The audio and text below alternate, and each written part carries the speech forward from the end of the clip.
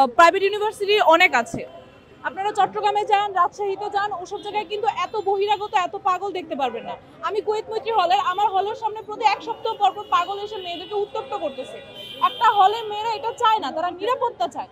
আমি রাত 10টার দিকে আমার নিরাপত্তা চাচ্ছি না, আমি চাচ্ছি আমি যদি 8টার দিকেও যাতে, যখন আমি টিউশন থেকে আমার হলে ফিরি, তখন যাতে আমাকে কেউ কোনো হুমকি ধমকি না দেয়, আমার যাতে কোনো পাগল থেকে নিজেকে বাঁচায় রাখতে না হয়, ছিনতাইকারী থেকে যাতে নিজেকে ব্যাগ বাঁচায় রাখতে হয়।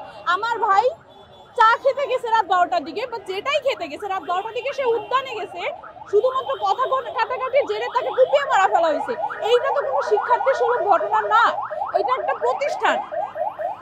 এখানে আপনারা বাইরের মানুষরা এসে নোংরামি করে যাচ্ছে, দায় পড়ছে ঢাকা ইউনিভার্সিটি। বাইরের মানুষরা এসে ঝামেলা করে যাচ্ছে, আন্দোলন করে যাচ্ছে, দায় পড়তেছে ঢাকা ইউনিভার্সিটি।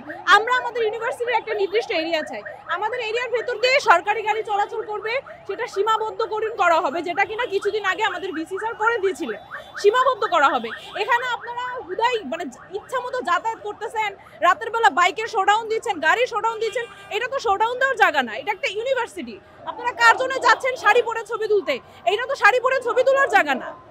আমরা এসব ছোট থেকে ছোট জিনিসও আমরা চাই যে এটা শিক্ষার্থী বান্ধব হোক। এখানে আমরা পড়াশোনা করতে আসছি, রং ঢং করতে আসি নাই।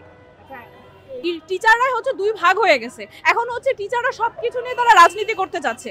আমাদের শিক্ষক থেকে, শিক্ষার্থী থেকে শুরু করে আমার ভাইকে নিয়ে রাজনীতি করা হচ্ছে। আজকে অন্য একটা ডিপার্টমেন্টের সাধারণ একজন শিক্ষক মারা যেত, তাহলে লাখ লাখ মানুষ পড়ে যেত।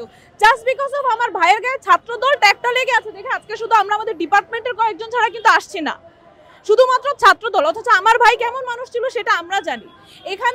এখানে ছাত্র দল ওই একটা ট্যাগ লাগার কারণে কিন্তু এখানে কিন্তু পুরো আন্দোলনটা ডিফারেন্ট মোড় নিয়ে নিছে।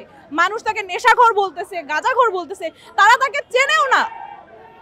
একজন টিচারই জিজ্ঞেস করে বসছে যে রাত 12টার পরে শিক্ষার্থীরা এখানে কি কাজ। রাত 2:30টার দিকেও শিক্ষার্থীরা রাস্তায় বের হবে, তার ক্যাম্পাসে সে নাচবে গাবে, যা মন চায় তা করবে।